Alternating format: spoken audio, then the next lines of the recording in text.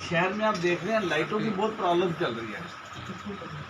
और पहले तो निगम में कुछ एक इंक्वायरी चल रही है, नहीं आया, जो कमेटी बनाई गई थी आने वाला होगा। से शहरों के अंदर लाइटें पानी में, शहर नगर निगम में नई लाइट लगभग 1.5-2 साल से शायद नहीं आई है और जगह जगह अंधेरा था और लोगों को बहुत असुविधा हो रही थी।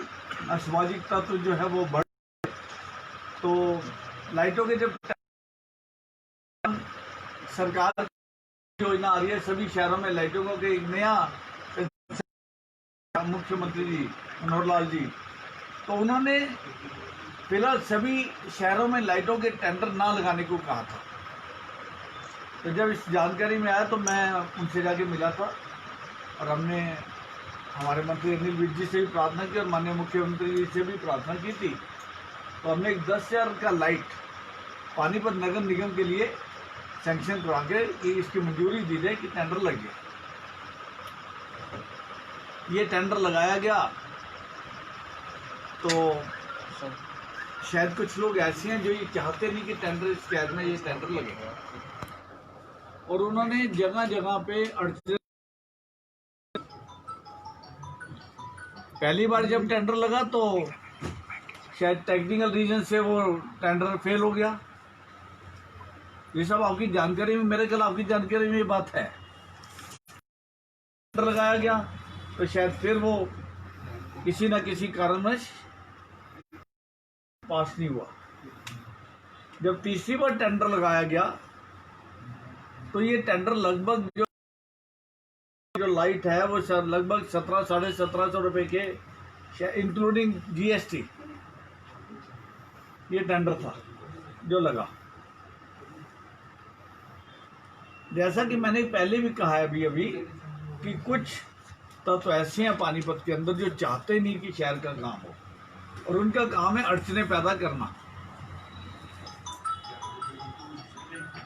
इस लाइट को ना सिर्फ वो कुछ लोग, लेकिन एक जो शहर को रैंसम में रखे हुए लाइटों के मामले में कि जब चाहे लाइट चालू कर लेते हैं, जब चाहते हैं लाइट बंद कर देते हैं, जब चाहते हैं शहर में लाइट आएगी, जब चाहते हैं नहीं आएगी। किसी गली में लाइट लगनी है तो उनकी मर्जी है लगाएंगे, उनकी मर्जी नहीं है तो नहीं लगाएंगे। कोई चाहते हैं तो उनकी लगा देंगे, कोई आम जनता है तो उसके घर पे नहीं लगाएंगे। तो प्रशासन और सरकार किस काम के लिए फिर आएंगे? आप आएंगे, आप कुछ भी पूछेगा हर चीज का जवाब देंगे। इस सब चीज की जानकारी मेरे को मिलती रही। मैं तो जनता का, पानीपत से विधायक होने के नाते सरकार का एक तरह से जो सरकार यहाँ पे डेवलपमेंट का पैसा देती है, मैं अपने को कस्टोडियन भी समझता हूँ कि मुझे उस पैसे का हिफाजत करते हुए पैसे का इस्तेमाल करना है।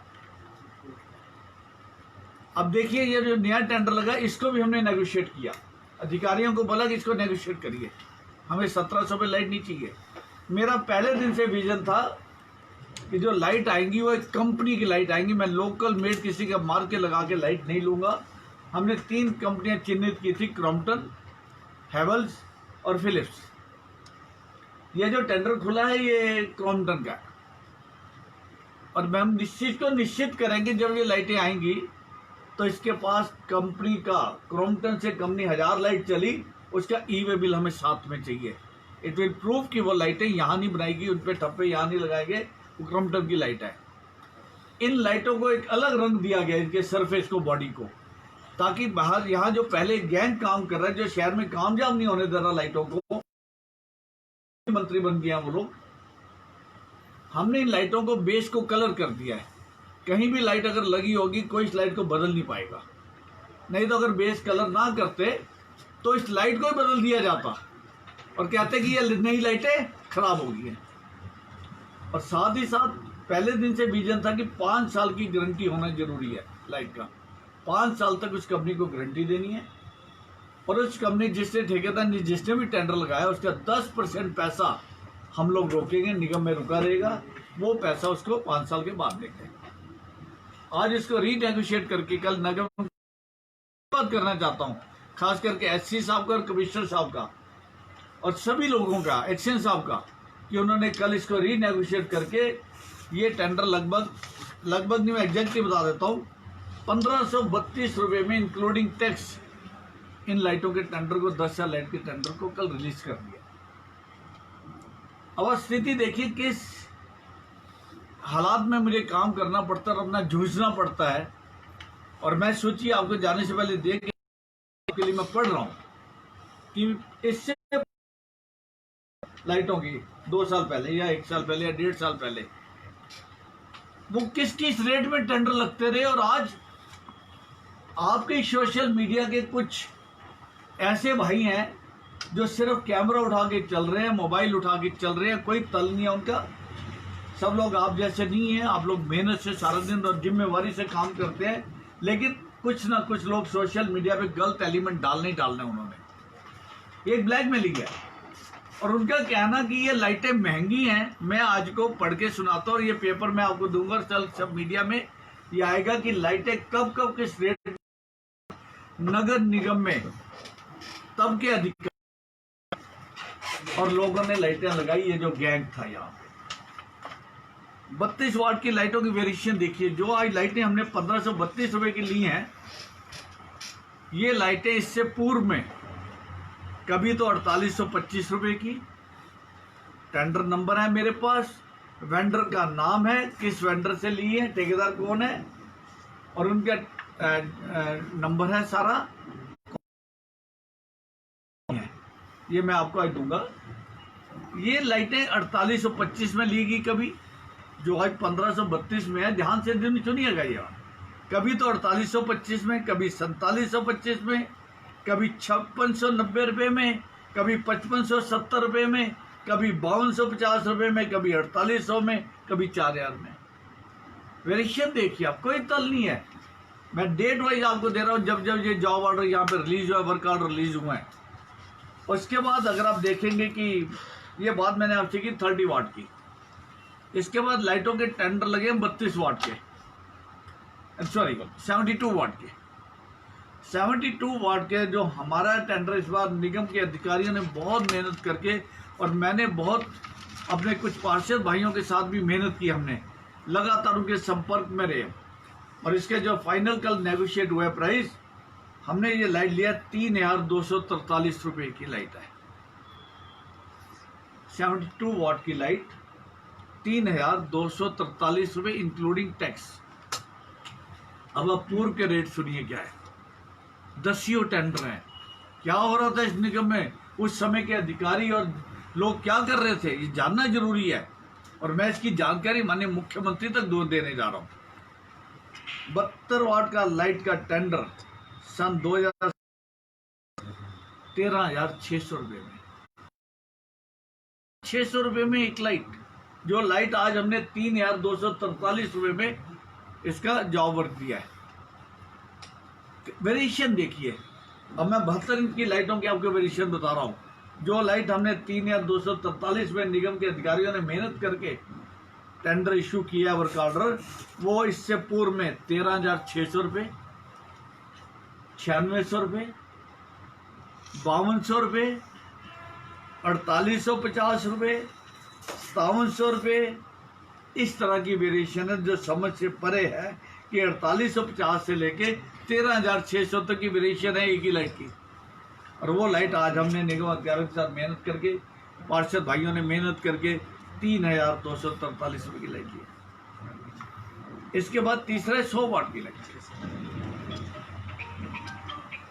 हमने जो लाइट ली है 72 वाट की 3,243 की, डीलर से बात किया कि 72 वाट और 100 वाट में कितना फर्क होगा, 72 वाट और 100 वाट में कितना फर्क होगा।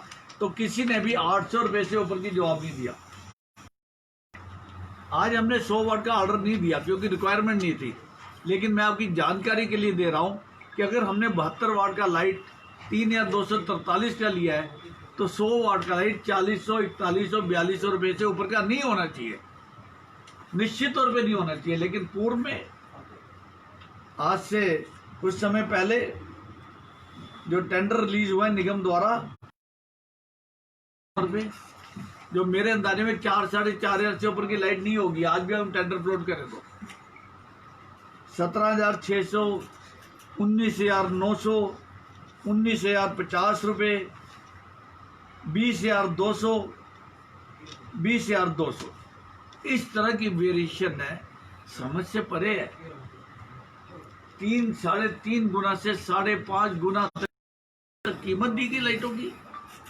ये सब स्ट्रीट लाइट की मैं आपसे बात कर रहा हूँ। तो बहुत ये निराशाजनक स्थिति थी जिससे मैं 2-2.5 महीने जूझ रहा था। दिन लोग कहते थे लाइटें नहीं लग रही, अभी सब जल्दी करवाइए, जल्दी करवाइए। समस्या ये थी कि लाइटों का लोगों का पैसा है, ये सरकार का पैसा भी लोगों का पैसा है, आपका पैसा है, जनता का पैसा है। इसका इस्तेमाल ठीक तरह से होना चाहिए था। मेरा ख्याल आप मेरी इस बात से सहमत होंगे। हमें अगर 10,000 लाइट आज 1-1.5 करोड़ में मिल गई है, 2.25 करोड़ में मिल गई है, शायद हम 1 लाइट और टेंडर एक और ले आए माननीय मुख्यमंत्री रिक्वेस्ट करके। पैसा बचाना धर्म है, पैसे का सही इस्तेमाल करना धर्म है। यही आप लोगों ने मुझे चुन के भेजा, जनता हमें लगा। मैं जनता से इस चीज़ की माफ़ी मांगता हूँ कि ये समय जरूरत से ज़्यादा लगा है, लेकिन यहाँ के लोग जो गैंग बने हुए, मुझे उस गैंग को तोड़ना है। मैं आपका उसमें मदद चाहता हूँ कि जो लोग नाजायज अड़चन डालते हैं, निगम अधिकारियों के ऊपर नाजायज प्रेशर पैदा किए जा रहे हैं, वो लोग अपना काम कर रहे हैं। मैं इस टाइम ईमानदारी और बेईमानी की बात आपसे नहीं कर रहा हूँ। मैं तो इतना जानता हूँ कि विधायक होने के नाते जब मैं उनसे काम करता हूँ तो मुझे रिस्पॉन्स मिलता है, मुझे उसका डिसीजन मिलते हैं। और आपके सामने के डिसीजन कैसे हो रहे हैं। पानीपत नगर निगम के अंदर जो भी योजनाएं होंगी उसमें पैसा सही तरह से इस्तेमाल किया जाएगा, उसका नजायज इस्तेमाल नहीं करना देंगे। सब जो ये गैंग है या जो अनडिटेड डाले ऑफिसर के लोग हैं या अपोजिशन पार्टीज के हैं? नहीं, इसमें कोई बीजेपी के लोग नहीं है। इसमें कुछ ठेकेदार किसी लोगों से मिले हुए पर्सनल, और वो लोग इस तरह मेरा पैड था यहाँ, इस तरह की कार्रवाई वो लोग करते हैं। तो कार्रवाई क्यों नहीं कराई सर आपने इनके ऊपर? इनके ऊपर लोग आपके इस तरह विकास के कार्यों में रुकावट पैदा कर रहे हैं। देखिए, टेंडर नहीं लगता अगर निगम के अंदर जाके लोग आपके सामने है। आप सोशल मीडिया चेक कर लीजिए ना, उसमें क्या मिल रहा है आपको। मेरा बताने की जरूरत नहीं है आपको, आप देख सकते हो उसमें कौन से लोग कह रहे हैं कि इसको महंगा है। इस टेंडर को अगर आप महंगा समझते हैं तो फिर प्रमोद भी इसको मेहनत नहीं करनी। इसका बहुत वाजिब सवाल है। सरकार तो बीजेपी की, तब भी आपका मेयर था, सदन में आपका बहुमत था, आपके एमएलए थे, एमपी थे, सरकार सब कुछ तो आपका ही था ना, फिर कैसे हो गया है? और कैसे रिकवरी करेंगे? अब जिम्मेवारी अधिकारियों की है। हाँ। टेंडर ठीक लगाना जिम्मेवारी अधिकारियों की है। राजनीति जो लोग हैं, जनप्रतिनिधि हैं, हमारे पार्षद हैं, वो हट्टे मंदिर बैठ के टेंडर नहीं देख रहे हैं। लाइटों के टेंडर लगाना निगम के अधिकारियों की जिम्मेवारी थी, उसको ठीक रेट पे लगाना जिम्मेवारी थी। जो उस समय के अधिकारी हैं उनसे जवाबदेही होनी चाहिए। इसकी रिकवरी होनी चाहिए, सरकारी पैसे होनी चाहिए। इसकी इंक्वायरी बिठाऊंगा मैं। एक इंक्वायरी पहले बैठी हुई है, लेकिन फर्क आपके सामने है, कितना बड़ा फर्क है। और मैं कोई डाटा ऐसे जवानी आपको नहीं दे रहा हूँ, मैं उसके जॉब वर्क ऑर्डर तक आपको दे रहा हूँ। जॉब वर्क ऑर्डर इसमें लिखे हुए हैं, कौन सा जॉब वर्क है, कितनी क्वांटिटी है, कितनी लाइटें हैं, किस वाट की लाइटें हैं। तो डेफिनेटली मैं माननीय मंत्री जी से ये पूरी चर्चा करूंगा अगली मीटिंग में चंडीगढ़ के अंदर।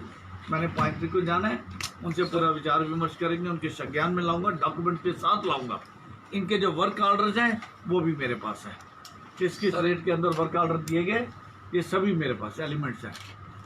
मैं कोई भी जो काम ऐसा नहीं कर रहा हूँ जो आपके जस्ट कहने के लिए कर दूं या वाह लूटने के लिए। आपकी ये प्रेस कॉन्फ्रेंस इफेक्टिव नजर आएगी? इसका कोई नतीजा निकलेगा? देखिए, प्रेस कॉन्फ्रेंस अब जरिए है सूचना देने को, पता लगे कि उसका विधायक, उसकी सोच क्या है, वो कैसे काम करना चाहता है। ये आप एक माध्यम है मेरे लिए। जो करना है सरकार ने इसके ऊपर करना है, मंत्री जी के संज्ञान में लाएंगे। मेरे लिए बहुत ज़रूरी है कि जब भी मेरी नज़र में कोई चीज़ आए, मैं उस पर उत्तम समय स्पेंड करके उसकी जानकारी निकालूं और उसको ठीक करने की कोशिश करूं। सर एक सवाल छोटा जी। जो आप ये लाइट लगवा रहे हैं 32 वाट का आपने बताया है, तो लाइट की स्पेसिफिकेशन के डीओबी है लाइट या स्ट्रीट लाइट? जैसे स्ट्रीट लाइट है उसमें डीओबी डायरेक्ट ऑन बोर्ड है, वो लाइट 80 रुपये की भी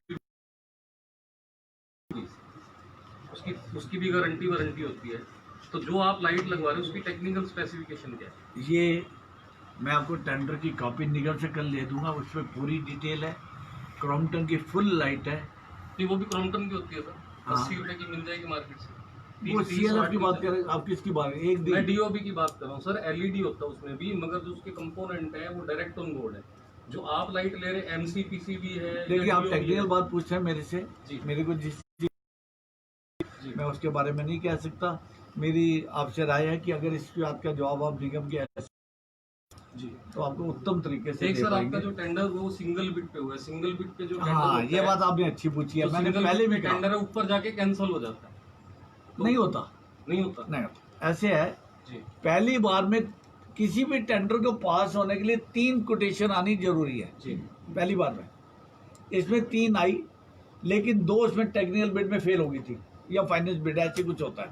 मुझे टेक्निकली इतना नहीं मालूम, पर मैंने जानकारी ली। दूसरी बार जब टेंडर लगा तब भी 2 बिड आई थी, लेकिन वो दोनों बिड पास होनी चाहिए। जी। उसमें भी एक टेक्निकल बिड पे फेल हुआ था। थर्ड टाइम जो ये बिड आई है, सिंगल बिड है, टेक्निकल और फाइनेंशियल बिड ये अप्रूव्ड है, बिड सिंगल हो सकती है। थर्ड टाइम हो सकती है सर। जो जिन 2 लोगों ने पहले बिड भरी थी वो तो ये कह रहे थे ये विधायक साहब का आदमी है जो जय ज्योति वाला है, इस वजह से मैं तो इसको जानता भी नहीं कौन है। जी। मैं आपके सामने बैठा हूँ, मैं नहीं जानता ये डीलर कौन है, कहाँ रहता है, किसका नाम क्या है, इसकी शॉप क्या है, पे पानीपत में है या बाहर है। मेरे को इस बात की जानकारी नहीं है, ना मुझे चाहिए। मेरे को तो क्रॉम्पटन से चाहिए और उनके लाइट चाहिए, कोई भी लेके आए। ये सब और जिन्होंने टेंडर नहीं लगाया वो लगा लेते दोबारा। Who is going to stop them? मैं आपके माध्यम से एक बात कहना चाहता हूँ, मैं कोई ये नहीं कह रहा कि पहले भी मैंने दोहरा रहा हूँ सिर्फ बात, क्योंकि करप्शन कोई ख़त्म नहीं हो गया है। उसको कम करने की कोशिश तो करें, अपने पैसे का सही इस्तेमाल तो करें। ये तो हमारा धर्म है ना, तो मैं वही करूँगा। ये सब 1 महीना पहले बीजेपी के बहुत सारे पार्षद शोर मचा रहे थे।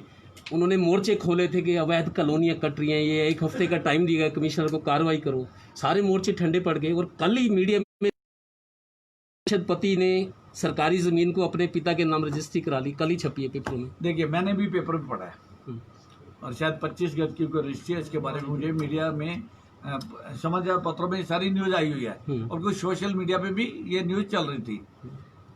अगर ऐसा किसी ने किया है तो वो दोषी है, और इसकी सबसे बढ़िया तरीके से तो आपको पुलिस डिपार्टमेंट से या तहसीलदार से मिलेगी। अगर ऐसा कुछ हुआ है तो उसकी छानबीन जरूर होगी और कानून अपना काम करेगा। संगठन भी अपना काम करेगा। संगठन साबित किसने करना है? यहाँ तहसीलदार ने साबित अगर हो गया, तहसीलदार कह रहे हैं कि गलत तरीके से रजिस्ट्री कराई गई है। हाँ, तो उसके बाद साबित अगर हो जाता है, हाँ। अगर FIR हो के अगर ये हो जाता है कि ऐसा हुआ है, बीजेपी ऐसे लोगों को रख सकती है पार्टी में फिर, अगर कानून का अपना काम कर रहे हैं। कानून अपना काम अगर कोई कन्विक्ट हो जाता है तो बीजेपी अपना काम करेगी, कन्विक्शन के बाद करेगी, कन्विक्शन से पहले नहीं करेगी। साहब, इस मामले की जांच पड़ताल खुद नायब तहसीलदार ने की थी, अनिल कौशिक जी ने। उन्होंने अपने लेटर में साफ तौर पर लिखा कि ऐसे ऐसे इन्होंने फर्जीवाड़ा किया है, उनके खिलाफ पुलिस FIR दर्ज की है। इसके 1 महीना बाद भी पुलिस FIR दर्ज नहीं करती है। ऐसा नहीं है कोई पहला मामला, इससे पहले भी बहुत सारी शिकायतें हुई है, जो आज तक शिकायतें हुई हैं, कभी भी उस आदमी के खिलाफ कभी मामला दर्ज नहीं हो पाया। ऐसा क्यों?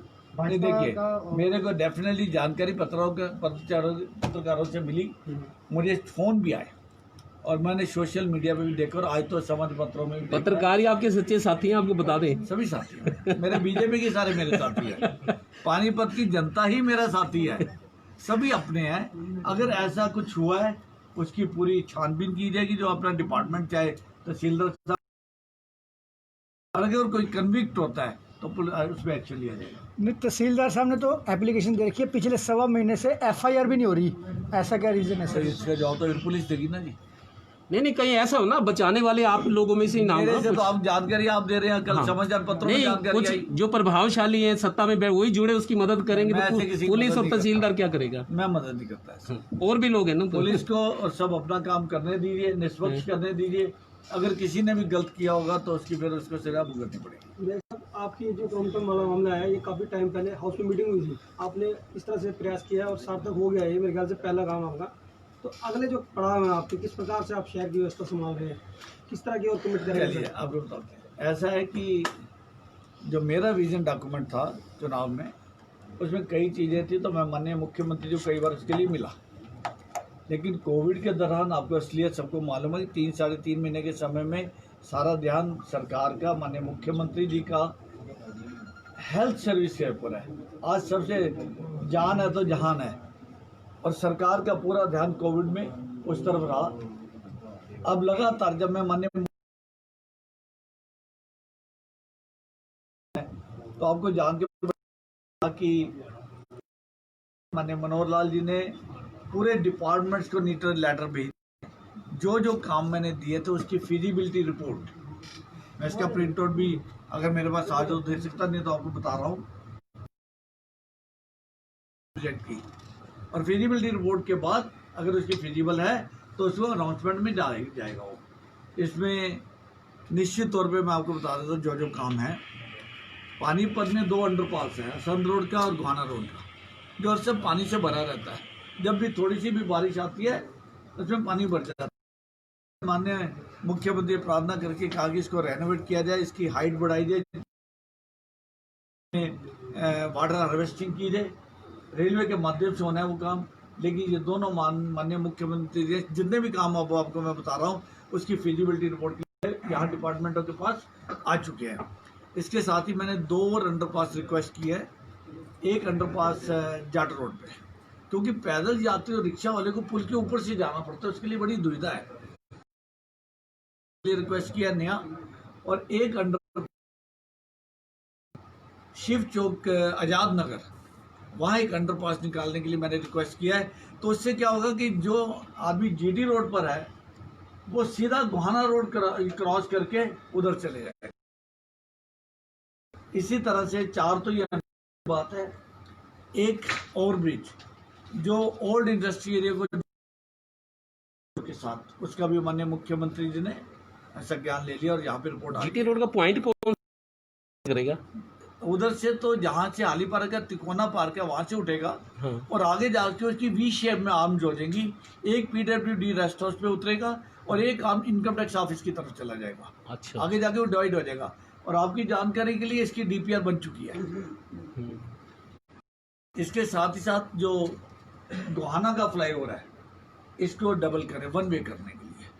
पुराना भी थोड़ा सा हो गया है, ट्रैफिक भी बहुत है, इसको डबल करने के लिए भी योजना दी थी, तो माननीय मुख्यमंत्री उसकी फिजिबिलिटी रिपोर्ट मांगी है। इसके साथ ही मैं जब आपने मेरी जिम्मेवारी दी विधायक की, तो हमेशा मैंने स्लॉट हाउस की बात की, स्लॉट हाउस की, तो उसकी भी योजना के लिए माननीय मुख्यमंत्री ने निगम से फिजिबिलिटी रिपोर्ट ले ली है।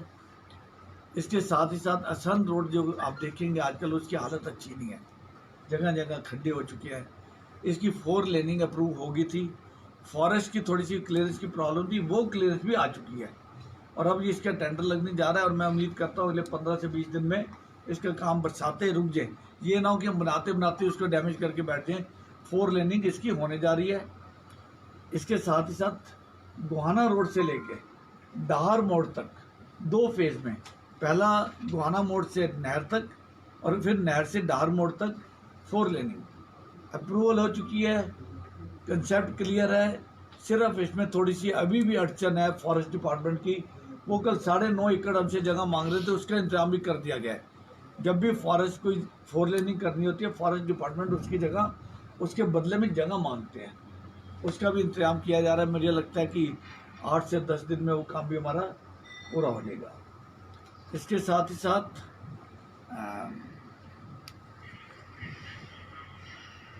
एक मिनट में देखो जरा, मैं आपको पूरा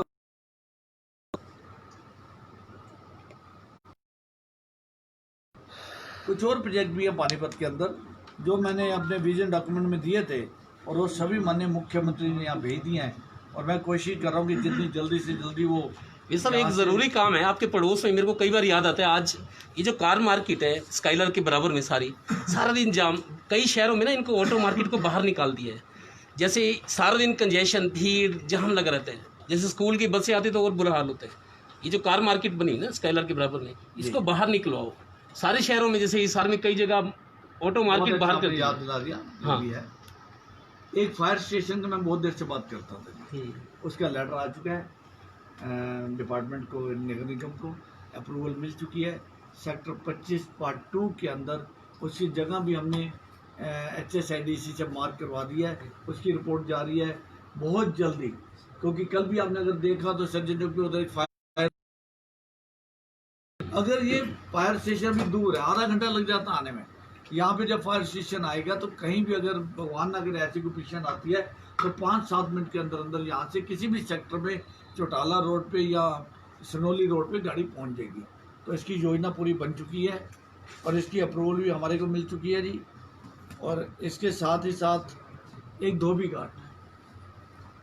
घाट की अप्रूवल भी 1 एकड़ की मिल गई है, उसकी भी फिजिबिलिटी रिपोर्ट, क्योंकि धोबी कल्याण योजना वाले जो यहाँ एसोसिएशन वो लोग आए थे, लेटर दे के गए, उसके लिए हम लगातार संपर्क में काम कर रहे थे।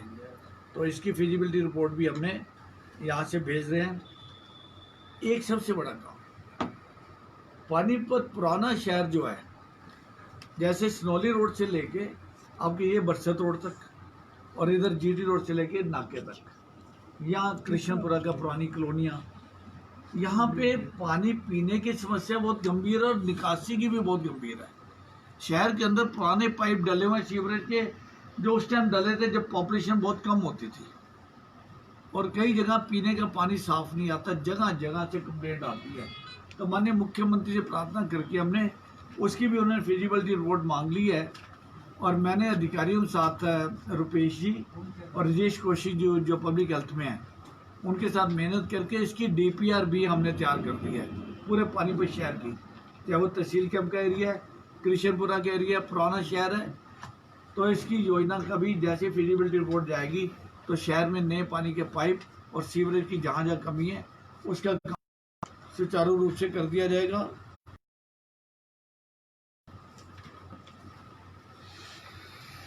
इसके साथ ही एक असंध रोड पे जो नाका लगा हुआ है, इसके ऊपर एक और फ्लाईओवर जो नहर के पैरेलल, जिस तरह से अगर आपने काबड़ी जाने के फ्लाईओवर उधर बना है, उसी डायरेक्शन में एक और फ्लाईओवर, ताकि नीचे से जो असंध रोड का ट्रैफिक वो चलता रहे। और वहाँ ट्रैफिक की कंजेशन ऑलरेडी आनी शुरू हो चुकी है, क्योंकि रिफाइनरी को जाने वाला ट्रैफिक बहुत है। तो इसकी योजना बना के दी थी, तो उसके ऊपर काम हो रहा है। और एक मेरा शुरू से यह था कि स्टेडियम तो हमारे पास है माल्टन में, हमारे पास इंडोर स्टेडियम नहीं है, we should have a indoor stadium. तो माननीय मुख्यमंत्री ने उसकी भी फिजिबिलिटी रिपोर्ट मांगी है, जिसके ऊपर बहुत जल्दी काम कर लिया जाएगा। और इस तरह के और भी काम है, जैसे जैसे आगे बढ़ेंगे, पहले इन सब कामों की फिजिबिलिटी रिपोर्ट और कॉस्ट ये सरकार को भेजनी है। ये हमारा काम है जो अगले 15 दिन में ख़त्म हो जाएगा, ताकि पहला स्टेप हमारा पूरा हो जाए और उसके बाद आगे बढ़ेंगे। सर, भ्रष्टाचार पे जो अंकुश लगाने का प्रयास आपका सार्थक हो रहा है टॉक्टो वाले मामले में, लेकिन सर जो JBM 37 लाख रुपए का सर ठेका होता था कभी, आज करोड़ों में चला गया सर, और सफाई व्यवस्था 0। बिल्कुल ठीक कहा आपने पटेल जी। और मैं 1-2 दिन पहले शहर में घूम रहा था, जिस दिन बारिश थी, तो मैंने उस दिन क्या किया कि शॉर्ट्स में और टी-शर्ट में हेलमेट डाला हुआ था, नॉर्मल कुर्ता पजामा और पटका नहीं था, पहचानने का मतलब नहीं था। तो मैंने शहर में लगभग 15 से 20 किलोमीटर में शहर में घूमा स्कूटर के मोटरसाइकिल के ऊपर। और एक बार तो मैं रविंद्र जी के वार्ड में पहुंच गया, वहाँ भी हमने थोड़ा सा हुड्डा में और हाउसिंग बोर्ड कॉलोनी में भी चक्कर लगाया। इधर जो वाल्मीकि कॉलोनी है, जो गेट बना हुआ है, उसके अंदर अखीर तक गया, जो धर्मशाला भी है उधर भी होके आए, गंगापुरी रोड पे भी होके आए, कई जगह ढेर लगे हुए थे। तो मैं जैसी अब मंडे को ऑफिस छुट्टी है, ट्यूसडे को मैं निगम में इनकी मीटिंग जरूर करूंगा। ये सब एजेंडे में रखो। कार मार्केट की जो प्रॉब्लम है बता मैं आ रहा रहा हूँ हूँ, कंजेशन है बहुत, मैंने आपसे जाम रहते पहले हैं। बात हाँ की थी बहुत। हाँ, हर शहर में ऑटो मार्केट है, हाँ, पानीपत में भी ऑटो मार्केट में आए या कहीं भी आए। हाँ। इसके साथ ही साथ मैं आपको और बात बताता हूँ, हम लोग इस कोशिश में है कि शहर को, सेक्टरों को बेटर कर लिया जाए। हुड्डा के अंदर ट्रांसपोर्ट नगर में फैक्ट्री वालों को भी दिक्कत आ रही है, वहाँ ट्रक खड़े रहते हैं, आने जाने वालों को भी दिक्कत होती है। तो वहाँ ट्रांसपोर्ट नगर की एक्सटेंशन भी प्लानिंग में डाल दिया है। 25 सेक्टर पार्ट 2 के अंदर जो जिम खाना क्लब के सामने 28 एकड़ की जगह पड़ी है, उसमें से 13-14 एकड़ पीछे इधर का हिस्सा जो ट्रांसपोर्ट नगर से जुड़ता है, उसको ट्रांसपोर्ट नगर की एक्सटेंशन करेंगे और अंदर से कनेक्टिविटी देंगे। और बाहर जो है कमर्शियल फ्रंट होगा सांस्कृतिक पाइट स्कूल के सामने। ये सभी जो, और मुझे उम्मीद है कि हम बहुत जल्दी और भी काम लेके आएंगे। सर, एक पुराने शहर में गुड़ मंडी, जैन मोहल्ला और ये अपना क्या कहते हैं